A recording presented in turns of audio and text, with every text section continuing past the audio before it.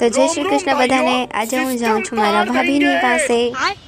તો હું આવી ગઈ હતી બસ સ્ટેશને। પપ્પા મને કહીને ગયા હતા કે હું જાઉં છું, મારે લેટ થાય છે, પણ 15 મિનિટ સુધી બેઠા રહ્યા બહાર મારી વાટ જોઈને। ઈ પપ્પા છે ભાઈ।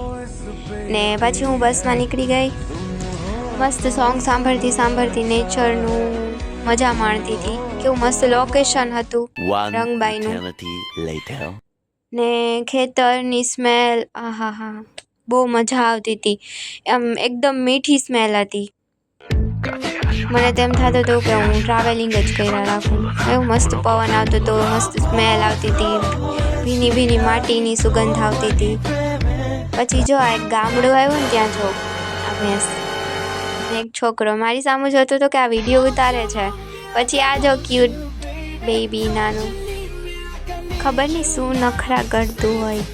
પછી એનું ધ્યાન મારી તરફ આવી ગયું કે આ શું ફોનમાં ઉતારે છે। પછી હું પહોંચી ગઈ હતી માંગરોળ, ને પછી ત્યાંથી અમે નીકળી ગયા બસમાં, અને હવે હું વેરાવળ પહોંચી ગઈ હતી।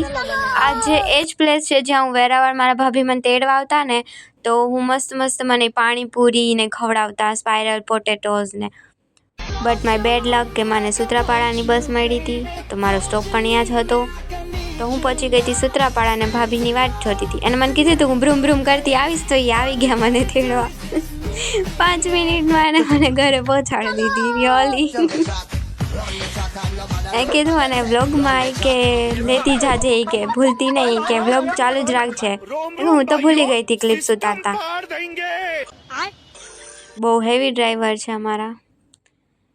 આ છે કોલોની, એકદમ મસ્ત લોકેશન, માહોલ બધું, અહીં બહુ મજા આવે રહેવાની। આ જો મારા બા હતા।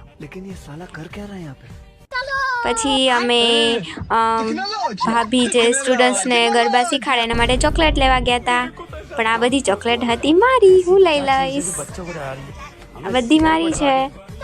પછી જો આ નાના નાના ક્યુટ બધા ગરબા શીખે છે, ને આ છે ને બહુ વાયડો છે।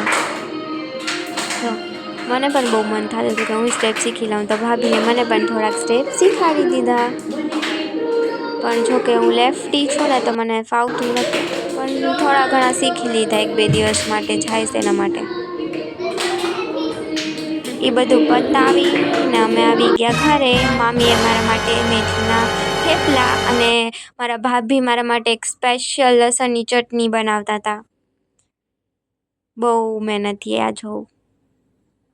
પછી થેપલા બનાવીને રેડી થઈ ગયા હતા, હવે ચટણી બનાવતા હતા। જો કેટલી મહેનત કરે, જો આ છે અમારું ખાવાનું। તો કાલના વ્લોગમાં